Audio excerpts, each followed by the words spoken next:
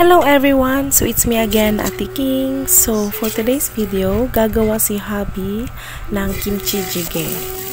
Hindi ako nakapag-upload in the past few days at hindi rin ako nakapag-voice over. It's because may sakit ako.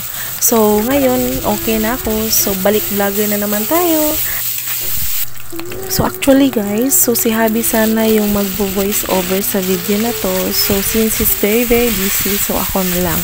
So, sa video ito ay tinutulungan ko din si hubby na magluto. So, pina-follow ko lang yung mga instructions niya. So, napakasimple lang gumawa ng kimchi jjigae. So, pina-fry namin yung pork hanggang maging golden brown at saka nilagyan ng sour kimchi. So, dapat sour guys kasi ito yung nakapagpapasarap ng kimchi jjigae natin.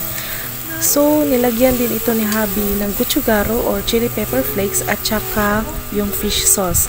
At nilagyan din ng toyo. So, ayan guys, minimekos-mekos ko lang yan. So, ako yung assistant ni hubby dito. So, next, nilagyan ni hubby ng minced garlic. Inilagay din pala ni hubby yung pinagugasan ng bigas namin kanina. So, yan, para ito yung dagdag pampalapot sa ating kimchi jjigae.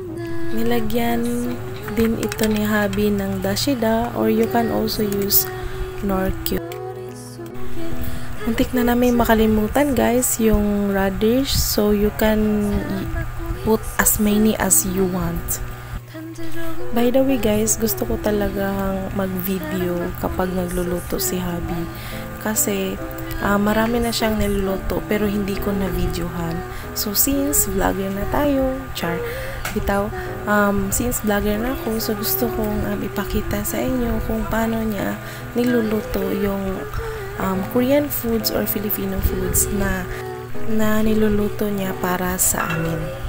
Transfer na namin itong kimchi jjigae sa mas magandang lalagyan.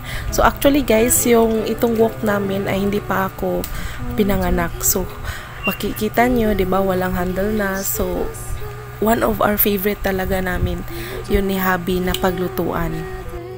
So kimchi jjigae is one of my family's favorite at saka favorite din namin na kapag si hubby ang nagluluto. So next, nilagyan din ni hubby ng white onion at saka yung tinatawag na sili espada sa Bisaya.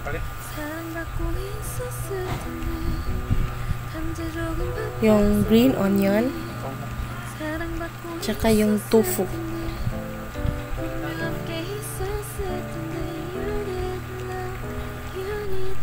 Lastly, pakukuluan lang ito ng 1 to 2 minutes at saka tapos na. So, best serve talaga kapag hot. So, thank you so much for watching!